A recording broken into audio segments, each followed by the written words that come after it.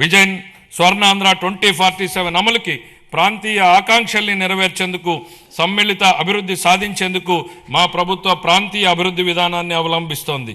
విశాఖపట్నం, అమరావతి, తిరుపతి రీజన్లను రాష్ట్రానికి కీలకమైన గ్రోత్ ఇంజన్లుగా గుర్తించింది. నీతి ఆయోగ్తో కలిసి Visakhapatnam economic region economic master ప్లాన్ని తయారు చేశాం.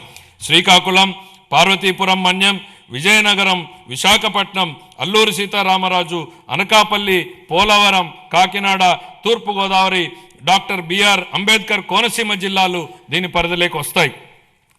దీనిలో మొత్తం 7 గ్రోత్ డ్రైవర్లు ఉన్నాయి.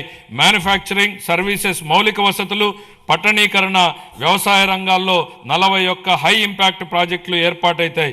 వాటికి అవసరమైన నిధుల్ని కేంద్ర ప్రభుత్వం, ప్రైవేటు రంగాల నుంచి సమకూర్చుకుంటాం. మెట్రో రైలు ప్రాజెక్టులతో సహా ఈ విశాఖ ఎకనమిక్ రీజన్కి సంబంధించి సుమారు 28,000 కోట్ల రూపాయలతో ప్రాజెక్టులు ప్రతిపాదనలు సమర్పిస్తున్నాం.